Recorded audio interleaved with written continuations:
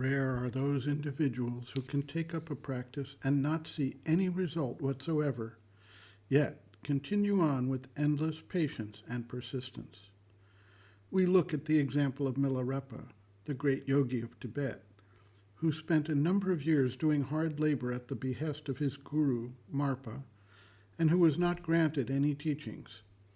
Yet even Milarepa did not do this without a sense that there were real powers and achievable results if he persevered.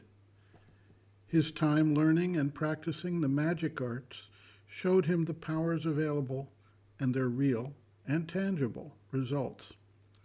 Who could endure the dark night of the soul if he had not previously had experiences that showed him the light, the power, the peace of the spiritual experience? Most people who take up yoga seriously actually do so after some kind of experience of an opening. Danny in Brinkley, struck by lightning, was pronounced dead and came back to life with a vision, a knowledge, and a mission. The real and lasting impact of the practice he took up afterwards shows the power of the spiritual force to redirect the life, the focus, and the understanding.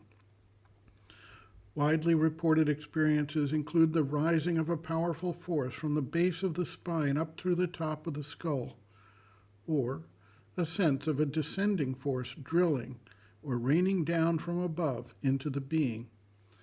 It is not just the physical experience, however, that shows the power of the yogic force. A review of one's life and how the psychology has changed, how the reactions have changed, show the power of the inward view that yoga brings with it. There arise new powers of patience, peace, focus, and concentration in action, an inner sense of contentment or joy, a new power that yields results in whatever field one tends to focus. As the Gita says, yogaha karmasu koshalam, yoga is skill in works. When certain types of experience arise, they change everything for the individual. There are new sources of inspiration.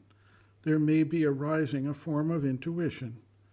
There are new ways of seeing that break out of the narrow step-by-step approach of the logical intellect and move swiftly and surely to a new level of understanding, and with it, a new power of action.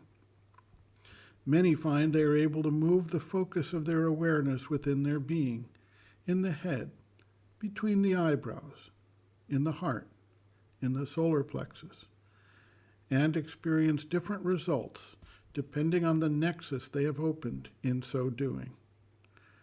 When we look at the lives most people live, they seem to fixed in a firm routine, unchanging, invariable, seemingly laid out in a line from birth to death. The yogic practitioner's life is vastly different, and we observe changes in patterns, changes in responses, changes in understanding, growth, development, experimentation. Sri Aurobindo observes, quote, "The invisible force producing tangible results both inward and outward is the whole meaning of the yogic consciousness. Your question about yoga bringing merely a feeling of power without any result was really very strange. Who would be satisfied with such a meaningless hallucination and call it power? If we had not had thousands of experiences showing that the power within could alter the mind, develop its powers, add new ones, bring in new ranges of knowledge, master the vital movements, change the character, influence men and things, control the conditions and functionings of the body, work as a concrete dynamic force on other forces, modify events, etc., etc., we would not speak of it as we do. Moreover, it is not only in its results, but in its movements that the force is tangible and concrete. When I speak of feeling force or power, I do not mean simply having a vague sense of it, but feeling it concretely and consequently being able to direct it, manipulate it, watch its movements, be conscious of its mass and intensity, and in the same way of that of other, perhaps opposing forces. All these things are possible and usual by the development of yoga." End quote. Reference, Sri Aurobindo and the Mother, The Hidden Forces of Life, Chapter 7, Spiritual Forces of Help and Succor, pages 162 to 163.